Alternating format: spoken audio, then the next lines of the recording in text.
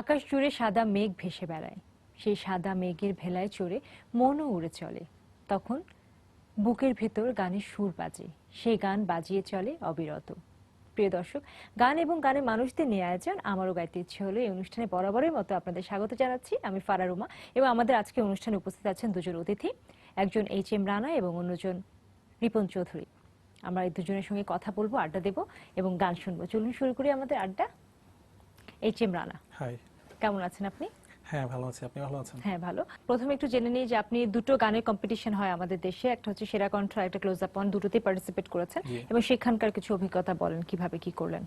আসলে গানের যে বিপ্লবটা সূচনা হয়েছিল সেটা ক্লোজ আপ ওয়ানের মাধ্যমে, আর আমিও চেয়েছিলাম আমার গান সারা পৃথিবীবাসী শুনবে, তো এই জন্যই ক্লোজ আপ ওয়ানে পার্টিসিপেট করা। ঠিক তেমনই ভাবে চ্যানেল আই সেরা কণ্ঠে আমি পার্টিসিপেট করি এবং ক্লোজ আপ ওয়ানের ফার্স্ট টাইম 2008-এ আমি টপ 16-এ ছিলাম। পরবর্তীতে আনফরচুনেটলি আউট হয়ে যাই SMS এর মানে কম হওয়ার কারণে। পরবর্তীতে এক বছর পর চ্যানেলে সেরা কণ্ঠে অ্যাটেন্ড করি এবং ওখানে টপ 10-এ। আপনি তো এটা একটা অভিজ্ঞতার কথা বললেন, গান আপনি একটা সময় গান গিয়ে প্রোগ্রামে পার্টিসিপেট করেছেন। আপনার গানটা শুরু হয়েছিল কবে থেকে, কবে থেকে গাওয়া শুরু করলেন?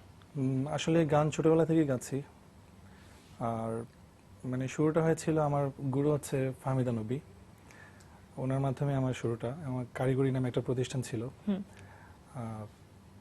এটার মেইন কোঅর্ডিনেট করতাম আপা, ফাহমিদা আপা, সেই সাথে আমাদের সজীব ভাই। আচ্ছা। তো বেসিক্যালি সজীব ভাই আমার সেই ক্ষেত্রে অনেক সাপোর্ট করেছেন, গুরুর মতো আমার পাশে থেকেছেন। গানের ক্ষেত্রে সবসময় যতগুলো দিক ছিল আমাকে হেল্প করেছেন, এখনো করছেন। তো শুরুটা ছিল কারিগরি থেকে, তারপরে ক্লাসিক্যাল ডিপার্টমেন্টে ভর্তি হই ছায়ানটে। ছায়ানটে এখনো শিখছি, সেই সাথে মানে ইউডাতে মিউজিকে মাস্টার্স করছি আর কি, মিউজিকের উপর পড়াশোনা করছি। মিউজিকের উপর পড়াশোনা করা হচ্ছে, আমরা এটা নিয়ে পরে আরেকটু গল্প করব। একটা গান শুনে নিই।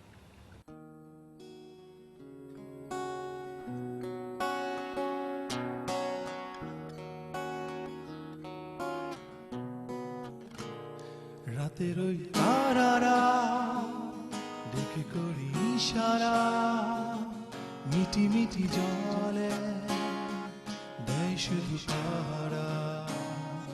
ঝিলমিল জোছনা আঁকে মনে আলপনা, তবু তার ঘিরে জল্পনা কল্পনা।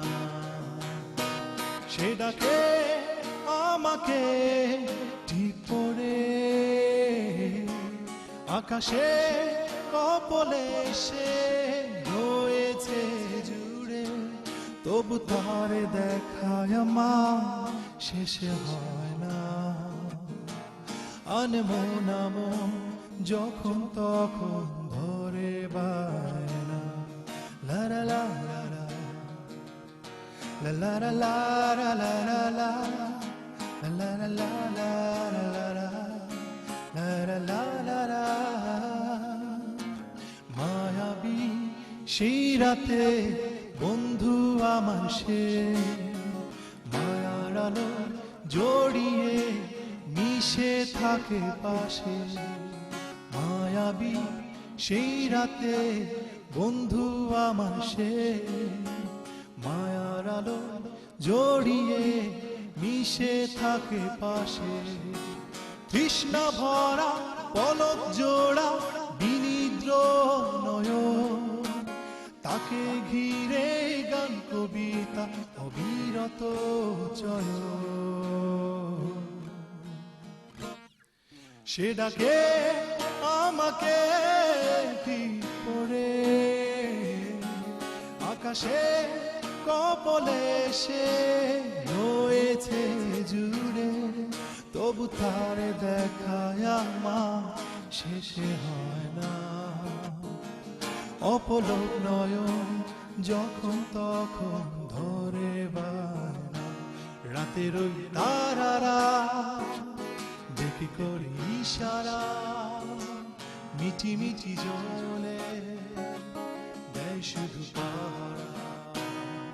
ঝিলমিল জোছনা আঁকে মনে আলপনা, তবু তার ঘিরে জল্পনা কল্পনা।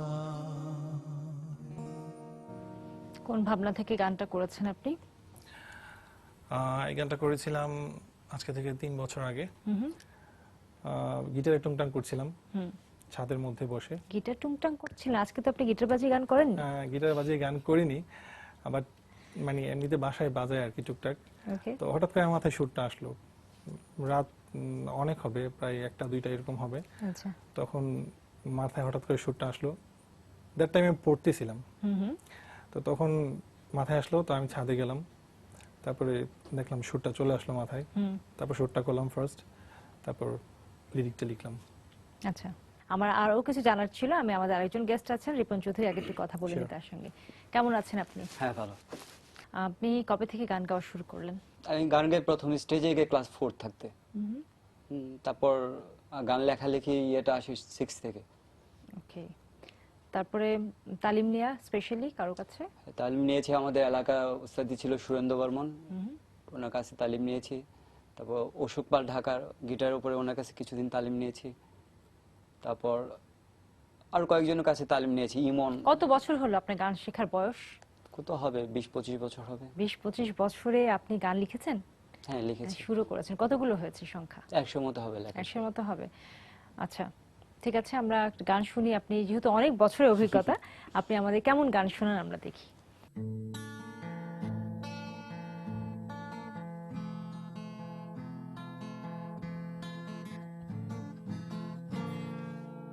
আমার ঘরে আমি নাই রে, আমার ঘরে আমি না,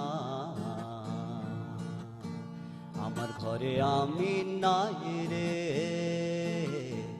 আমার ঘরে আমি না, আমার মন পাখিটা উড়াল দিছে, আমার সুখ পাখিটা উড়াল দিছে, কার বাগানে রাঙ্গিনা, আমার ঘরে আমি না, আমার ঘরে আমি না, আমার ঘরে আমি না,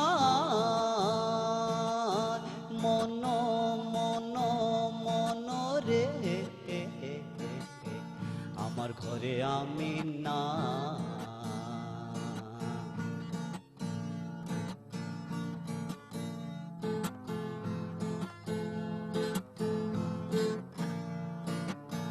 যারে আমার ভালো লাগে ভালোবাসা যায় না তারে, সুখ যেন হাতের কাছে তবু সুখ পাই না ধারে, যারে আমার ভালো লাগে ভালোবাসা যায় না তারে, সুখ যেন হাতের কাছে তবু সুখ পাই না ধারে, আমার সুখ পাখিটা উড়াল দিছে, আমার মন পাখিটা উড়াল দিছে, কার বাগানে রাঙ্গিনা, আমার ঘরে আমি না, আমার ঘরে আমি না, আমার ঘরে আমি না, হতাশার বাতাসে উড়ে আমার ঘড়ি, কখন জানি হ্যাচকা টানে চিতল হইয়া ঘুইরা পড়ি, হতাশার বাতাসে উড়ে আমার ঘড়ি, কখন জানি হ্যাচকা টানে চিতল হইয়া ঘুইরা পড়ি, আমার সুখ পাখিটা উড়াল দিছে, আমার মন পাখিটা উড়াল দিছে, কার বাগানে রাঙ্গিনা, আমার ঘরে আমি না, আমার ঘরে আমি না, আমার ঘরে আমি না, আমার ঘরে আমি না, মন মন মন রে।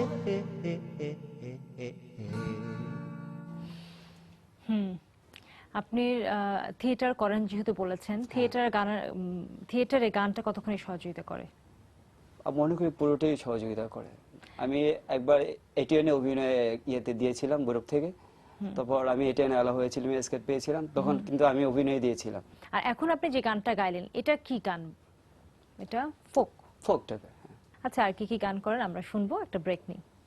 প্রিয় দর্শক, এখন নিচ্ছি ছোট্ট একটি বিরতির পর ফিরবো আমাদের আড্ডায়। ততক্ষণ আমাদের সঙ্গেই থাকুন।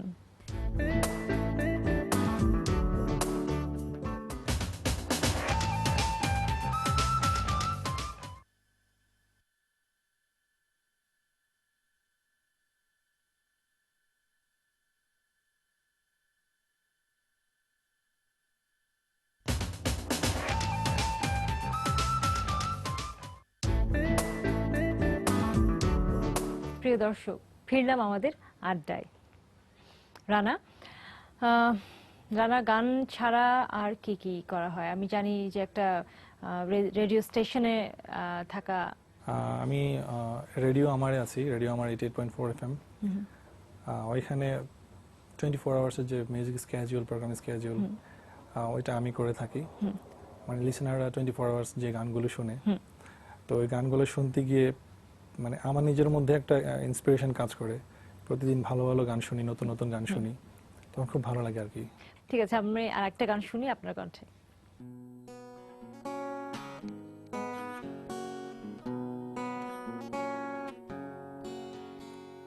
কেউ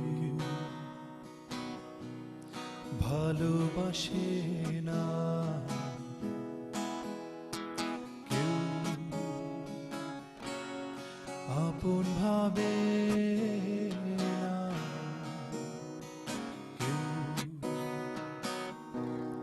স্বপ্ন গড়ে না, কেউ সত্য খোঁজে না, কেউ জ্যোৎস্না রাতে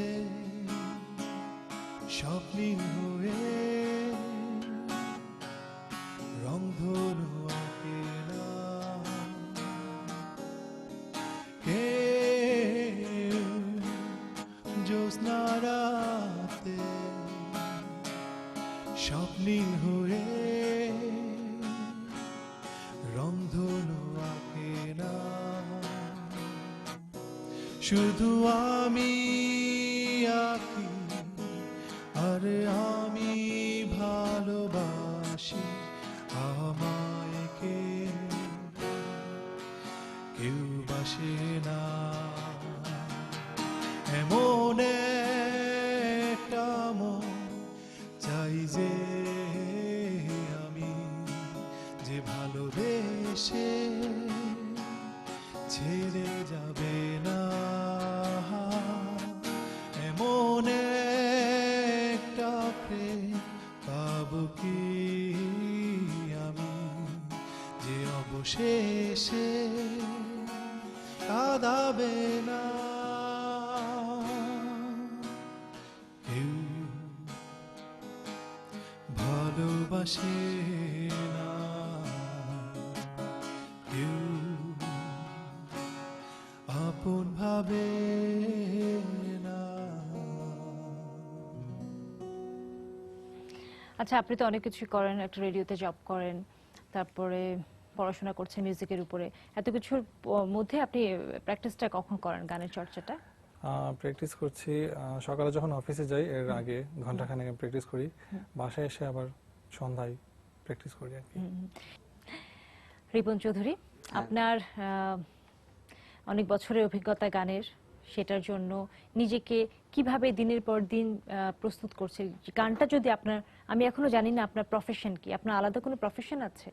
আমি তো অ্যাড ফার্মে একটা জব করতেছি। আচ্ছা, আপনার আলাদা প্রফেশন আছে। তো আপনি প্রতিনিয়ত নিজেকে কিভাবে তৈরি করেন গানের জন্য?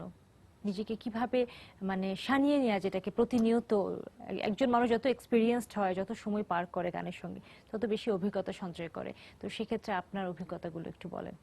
আমি যখন আমাদের এলাকায় ছিলাম, আমরা তো মফস্বল এলাকা, তখন মানে আমি অ্যাকচুয়ালি গানটা নিয়ে আমি পড়ে থাকতাম সারাক্ষণ, 24 ঘন্টা এরকম হতো যে বাসার মধ্যে দরজা নক করতেছে, খাবার দিয়ে যাচ্ছে, খাবার খেয়ে দিয়ে তারপর আবার বাসার দরজার সামনে রেখে দিতাম। মানে একটা সময় এরকম ছিল যে রুম থেকে খুব কম বের হতাম, গানটা নিয়ে থাকতাম। বাসায় বলতো যে এরকম সারাদিন তুই গান টান, মানে একটা পর্যায়ে ছিল যে একঘেয়েমি ভাবে ওইটা পিছন লাগে থাকতাম। তারপরে যখন হাঁটতেছি একটা সুর মনে হচ্ছে যে হাঁটতেছি, পরিবেশটা ভালো লাগতেছে, সো একটা গানের কথা মনে হলে ওটা আবার রেকর্ড করে রেখে দিয়েছি, দিয়ে তারপর আবার গিটার নিয়ে রাতের বেলা যখন বসি ওইটাকে দেখি শুট টুর করে আবার গান করা যায় কিনা, এরকম একটা থিম মাথার মধ্যে কন্টিনিউ কাজ করতো আর কি। আপনি প্রথম গানটা তো আমাদেরকে ফোক শুনিয়েছেন, এখনো কি ফোক জাতীয় কোনো গান এটা এখন শুনবো? ফুক না, এখন রোমান্টিক ব্যান্ড টাইপের গান আর কি। কিন্তু কেন যেন আপনার গান শুনে আমার মনে হয়েছে আপনার ফোকের প্রতি দুর্বলতা বেশি, তাই কি? না, ফোক অ্যাকচুয়ালি আমি আসলে লালন পছন্দ করি তো। আচ্ছা, লালন তো এখন শোনাতে পারছেন না, হ্যাঁ, হ্যাঁ, তো আপনার so- নিজের লেখা শুরু করা গান শোনাতে হলে আমাদেরকে অন্য গানই শুনতে হবে, চলুন sure. শুনি।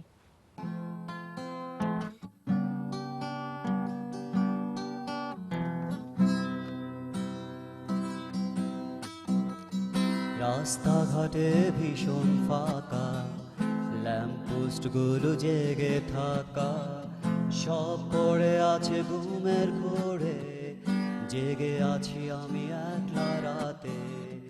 রাস্তাঘাটে ভীষণ ফাঁকা, ল্যাম্পপোস্ট গুলো জেগে থাকা, সব পড়ে আছে ঘুমের ঘোরে, জেগে আছি আমি একলা রাতে। ও আকাশ বলে দাও, ও বাতাস বলে দাও, সে কি আমার হবে? রাস্তাঘাটে ভীষণ ফাঁকা, ল্যাম্পপোস্ট গুলো জেগে থাকা, সব পড়ে আছে ঘুমের ঘোরে, জেগে আছি আমি একলা রাতে। নীলছে আমার ভাবনাগুলো, আকাশ ছোঁয়া স্বপ্ন, তোমায় নিয়ে ভাসবো আমি ধূসর মেঘের ভেলা। নীলছে আমার ভাবনাগুলো, আকাশ ছোঁয়া স্বপ্ন, তোমায় নিয়ে ভাসবো আমি ধূসর মেঘের ভেলা। ও আকাশ বলে দাও, ও বাতাস বলে দাও, সে কি আমার হবে? রাস্তাঘাটে ভীষণ ফাঁকা, ল্যাম্পপোস্ট গুলো জেগে থাকা, সব পড়ে আছে ঘুমের ঘোরে, জেগে আছি আমি একলা রাতে। আপনি তো গান লেখেন, সুর করেন, তো দুটার জন্য প্রস্তুতি কি নেন? প্রস্তুতি বলতে যখন হাতে গিটার থাকে তখন গিটার নিয়ে কর্ডগুলো রিলেটিভ গুলো বাজায়, মাঝে মধ্যে রিলেটিভ থেকে গান আসে। আর যখন মাঝে মধ্যে হাঁটার মধ্যে ভালো একটা পরিবেশ দেখতেছি বা একটা সিচুয়েশন দেখতেছি, ওইটা দেখে চিন্তা ভাবনা করি মাথার মধ্যে তো একটা ভালো গান হবে ওইরকম, তারপর গানটা মনে হলে সুরটা মনে হলে রেকর্ড করে রেখে দিই মোবাইলে, তারপর ওইটা করি আর কি। আমরা গান শুনলাম, সময়টা শেষ। আমাদের অনুষ্ঠানে আসার জন্য আপনাদের দুজনকে এবং যিনি গিটার বাজিয়েছেন সজীব, আমরা জানি উনি গানও করেন, আপনাকেও ধন্যবাদ গিটার বাজিয়ে সহযোগিতা করবার জন্য। তিনজনকে আমাদের অনুষ্ঠানে আসার জন্য অসংখ্য ধন্যবাদ। Thank you very much. Thank you very much. প্রিয় দর্শক, আমাদের গান শোনা এবং আড্ডা দেওয়ার পালা একদম শেষ, আমরা এখন বিদায় নিব। আগামীতে আরো দুজন অতিথি থাকবে আমাদের অনুষ্ঠানে, তাদের কণ্ঠে আমরা গান শুনবো, ভালো ভালো বাংলা গান শুনবো। ততদিন পর্যন্ত আপনারাও ভালো ভালো বাংলা গান শুনতে থাকুন, সুস্থ থাকুন।